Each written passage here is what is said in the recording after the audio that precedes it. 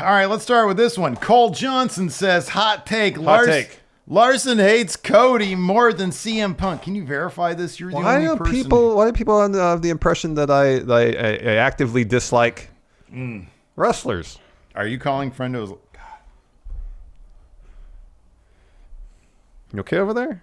Yeah, I had a booger. Mike Robb says Michael Cole should be involved in one more good feud before he calls it quits. This is my favorite hot take, Larson. Because listen, who said that? This is Mike Robb. Do you want to talk into the camera? Is that Michael Robert Cole?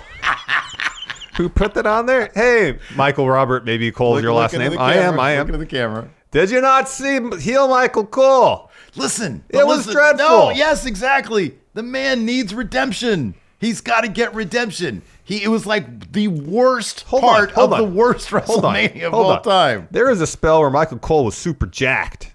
Yeah, that was his opportunity. That was his opportunity. That point has come and gone. That ship has sailed. That was his window. But dude, I'm telling you, he can get there again. Put down the bagels. I remember that specifically in like his article, the write-up about him getting his interview. He was like, yeah, I was eating bagels every morning. I stopped eating bagels, and I got jacked. Bagels are delicious, man. I had a bagel just before I came over here to power me through basketball today. You're looking for redemption today, aren't you? I don't think my legs are up to the task, though. So we'll see. My ankle is fucked.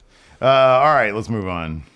Yeah, let's move on. Bucket Dipper says the AEW Women's Division is consistently the highlight of their weekly programs. It's gotten much better. It has gotten a lot better. I think that you can't ignore the possibility that Mercedes is a big reason for that. If she came in and told Tony Khan, listen, I don't want to take any spots, so you better carve out somebody in the other guys' divisions. Because there are more women. There's more women's stuff happening on. Yeah, there's more AEW. Stories across Dynamite, Rampage, and Collision. I mean, like Deonna Purrazzo and Thunder Rosa have been feuding for months, and it's just been exclusively, basically, on Rampage and Collision. Did you see the vignette for what are they? Turbo Floyd and the other guy. Oh, Outrunners. Yeah, it's like that '80s throwback. It's actually really well. It's not like, oh, this looks like fake '80s. It legitimately. Well, I think could they be actually product. shot it on VHS. Or whatever. It seems like they did. Yeah, they got that vibe down perfectly. A camera of the era. So I mean, there's some good stuff going on in AEW, but you know, I would definitely say that Toni Storm, Mariah May is one of the best things they got going right now. Yeah, it is. I mentioned Thunder Rosa, Deonna Purrazzo. I kind of wish that was on Dynamite because they've been doing some excellent work. So yeah, I mean, over the last 3 months or so, they've made a lot of strides and put a lot more effort into telling interesting stories and dedicating more time to tell those stories in the women's division. So I'm in agreement with this. Yeah, I don't disagree with that. Conversely, Stu Walbaum says Mercedes Moné is the biggest dud in AEW history. My dude, how long you been watching AEW, number one? And number two, look, I get it, like her promos aren't great, but you cannot deny that there has been a positive shift in the women's division since her arrival. Yeah, since she's shown up. So this is a hard hot take. This is a hard no for me on this. No, one. Yeah, I'm in agreement with you. I mean, was it Stu? Stu, go back and watch Andrade's debut in AEW. Yeah. Get back to us. Yeah, or honestly, his entire career in AEW. Yeah, but specifically, you could tell it wasn't gonna his time there wasn't gonna amount to much based on his debut. Yeah, no, there's been. I mean, I don't know if I want to necessarily finger point, but like, there's been. I mean, look, I don't want to call anybody a dud or a bomb, but you can take a look at certain people who, and maybe through no fault of anybody's, huge expectations coming in. And what they've delivered on coming in the end, I'm thinking Keith Lee. And again, I'm simply saying from the perspective of what we were all hoping for and what we ended up getting, whether it was due to health or creative or whatever, we didn't get it. Mm-hmm. And so I would put, in terms of things that expectations through the roof, what was delivered on, I would probably put him close to the top of the list when it comes to AEW. Malachi Black is kind of up there too, to be honest with you, in terms of what was expected and kind of like where he's at right now. I know. I know. Jordan Courtney here says originality in wrestling doesn't matter at all, and LA Knight is living proof of that. Wow. It's like a lot of things. It's in any art form you choose. It's difficult to be original because so much has already been done. Yeah. Yeah. So then it's how you synthesize various influences to create something at least somewhat unique. And yes, I know people have said LA Knight sounds a lot like The Rock when it comes to his promos. I hear a lot of Ric Flair in his promos too. He takes the wrestlers he's influenced by, and he's not shy about highlighting those influences. But the originality of LA Knight comes down to him bringing back terms of years past, like keister, when referring to somebody's butt cheeks. Yeah, right, yeah. So that's the originality in LA Knight. He's taking words like keister that nobody says anymore. Nobody's, even my grandparents. Bringing them to a new generation. Therein lies the originality of LA Knight. My mom's like 70 almost. Yeah. She doesn't even use that term. No, she's already, she is 70. She turned 70 this year. See, like I've heard the term keister for a rear end before. Yeah. I don't know where, but I've heard it. Yeah. I've never heard it from any of my family members, I don't believe. Yeah, right. But I'm familiar with the term. Yeah. The thing about, okay, so here's the thing. Like, you can take a look, for example, at movies. All right, so this year there was that movie, A Violent Nature or Violent something or another? Yeah, you saw that one, right? I watched it, yeah. It kind of didn't stick the landing, but when it's good, it's really good in that it throwbacks to those old school kind of Texas Chainsaw type movies. And it feels, given like that the last couple decades have been dominated by like sort of Saw influences. Yeah. It feels like a breath of fresh air in that it's drudging up. It's putting a new spin on some old themes. LA Knight's kind of the same way. It's like, yeah, what he does connects with the crowd.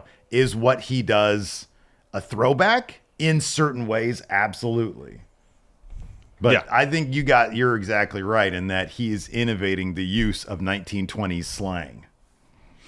Let's see here. He's going to come out and say, cat's pajamas. Bee's knees. Yeah. Irish Insight says, I'm surprised that WrestleMania X7 is so unanimously considered the best pay-per-view ever when its ending is so damaging to wrestling. Yeah, the highs are higher than wrestling arguably ever got. But given that Austin turning heel caused so many to stop watching, it's weird that people overlook that flaw so much. So, I'm not even a huge... I'll have to go back and watch X7 to be honest with you. Yeah. To give it like an honest assessment. Same. It's been a while. Because the finale, the finish did sully that pay-per-view. Like that put me in a bad mood the rest of that night, I think. I mean, that was a long time ago, but I remember seeing it and being like, this sucks. This is bogus, man. Right. I'm a bigger fan of 18. Like Hogan Rock, I thought was awesome. Austin versus the NWO. Did the match suck? I don't know, kind of, but it was kind of cool to see all those guys. Give me WrestleMania 30.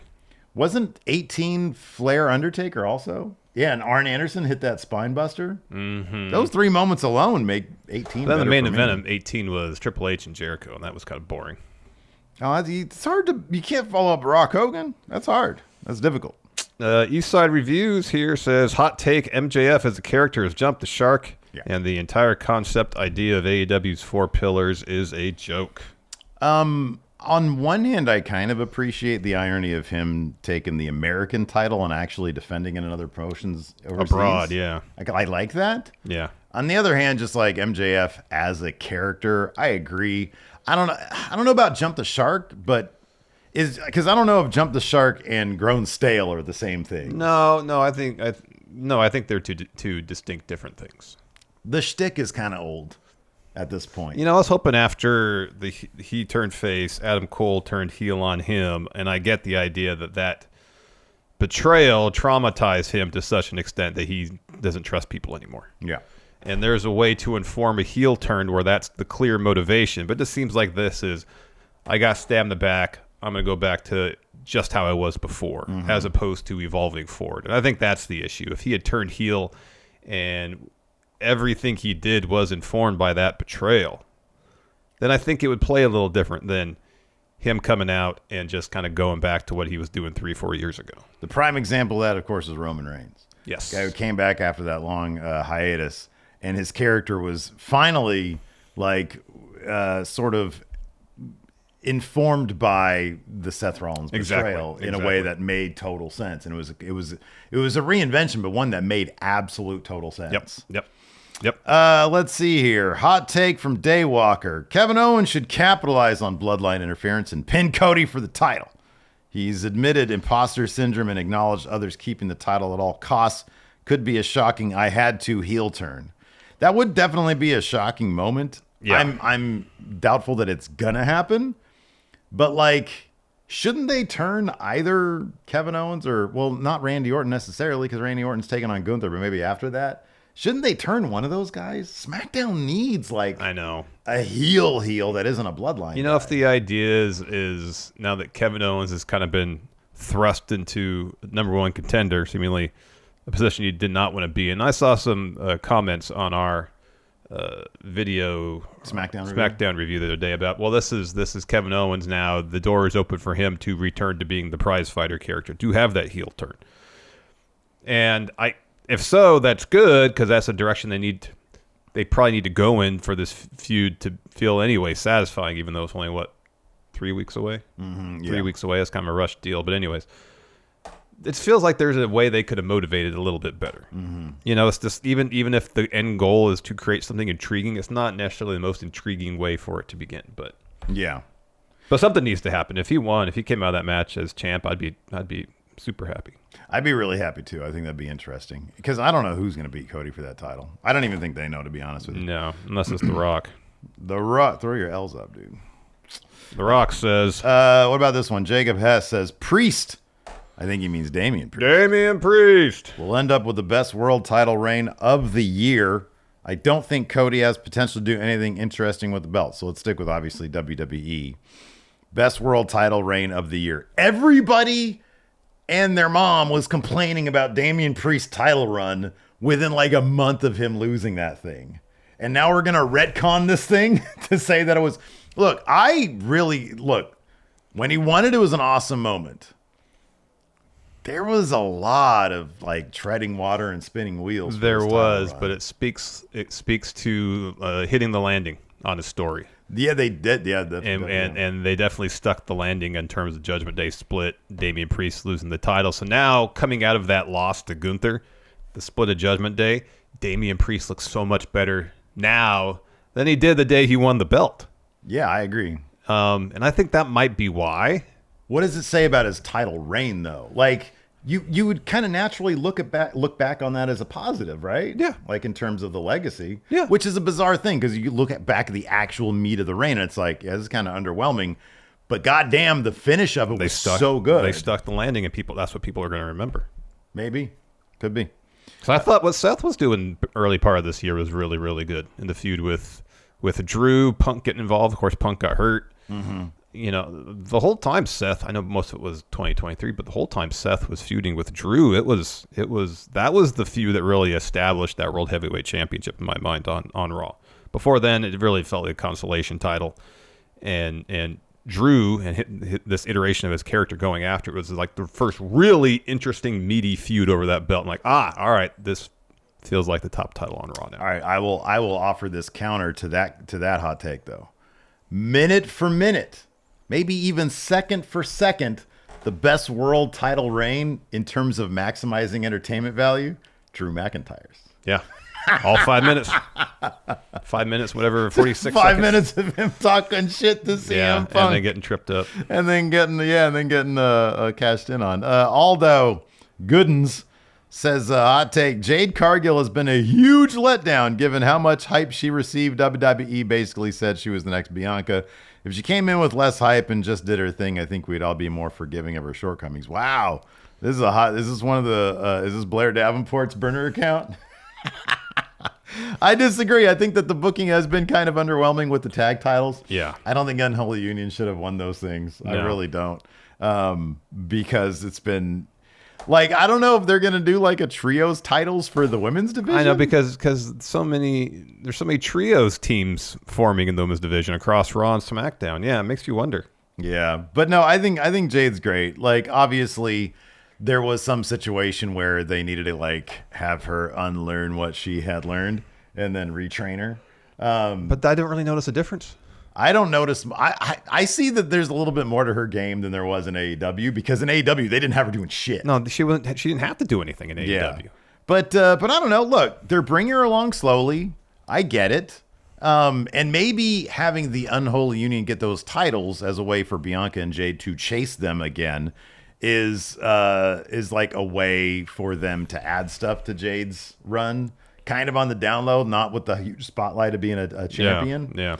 I don't know. Maybe that's a situation. I still think she has tremendous upside, and she comes off like a superstar, in my opinion. Yeah, she totally does. Damon Harden here says, Colorful Sting, Surfer Sting, had better matches, and Crow Sting had better moments. I mean, that was the first year of Crow Sting's existence, was moments. Yeah, I don't think he didn't have any matches. No, he didn't have any matches. Still Starrcade. Yeah, and then if you look at his matches, like from then on, like I can't speak for TNA. Yeah, but Joker Sting's not part of this. Oh, we're just talking about Crow Sting. Crow Sting versus. Surfer Sting. His matches were like against Hogan. I know. Like I'm trying to remember other matches that he had that were like. Yeah, that one with Vampiro. Didn't Vampiro get lit on fire? That sounds cool. I'll have to revisit that one.